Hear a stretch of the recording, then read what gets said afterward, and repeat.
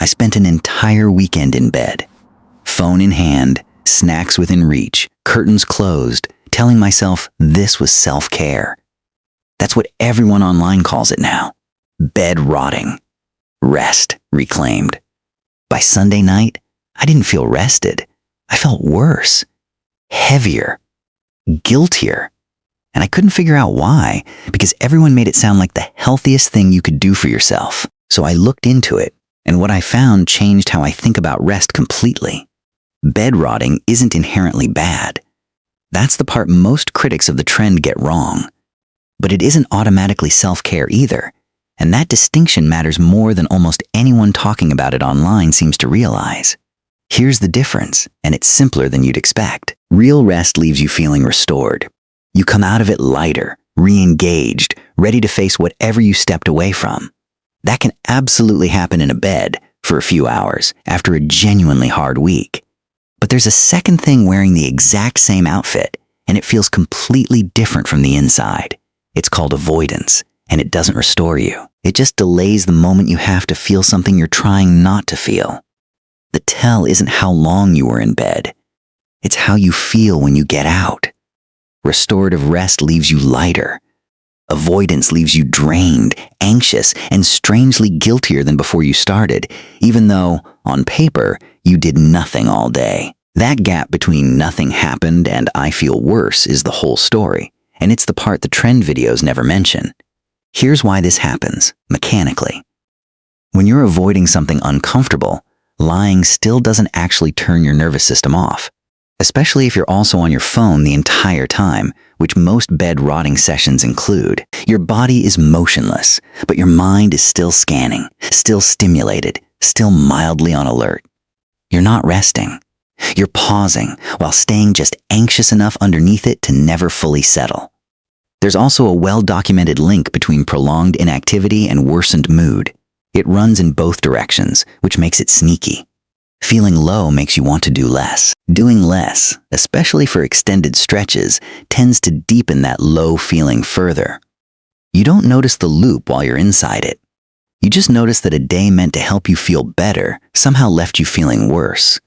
And there's a generational piece to this that I think explains why the trend spread the way it did in the first place. A lot of us grew up watching older generations glorify constant busyness, treating exhaustion like a badge of honor. Bed rotting became a kind of quiet rebellion against that, a refusal to tie your worth to productivity. Underneath the trend is something genuinely healthy, a demand for permission to just stop sometimes. The problem is, without any real tools for actually processing stress, that healthy instinct can quietly slide into something else. Not rest, retreat. And retreat, repeated often enough, starts to look a lot like withdrawal. So how do you tell which one you're actually doing?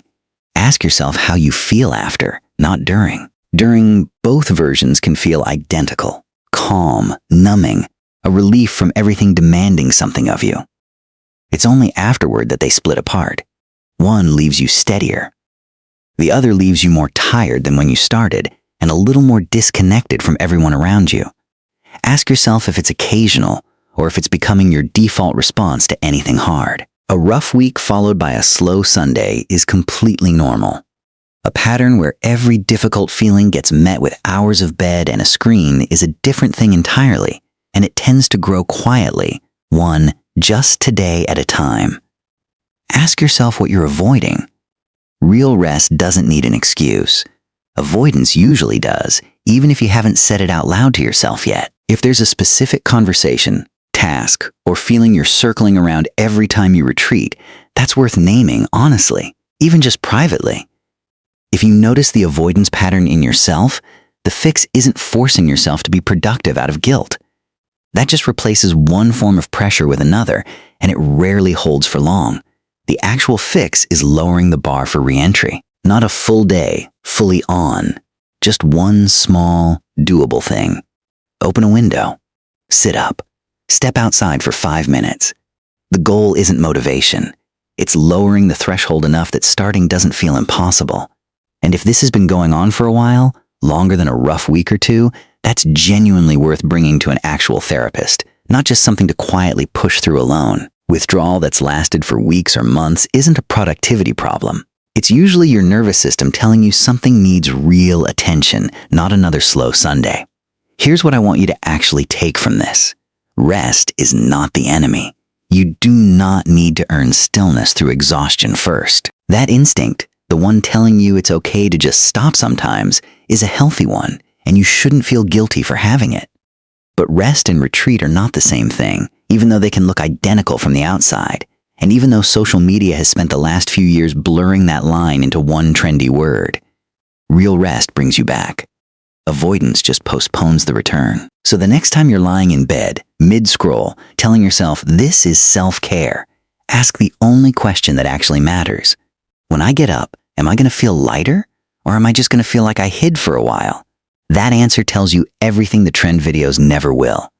If this helped you see the difference more clearly, hit subscribe. This channel is just getting started, and next time, we're going deeper into how to actually rest without it turning into avoidance. I'll see you in the next video.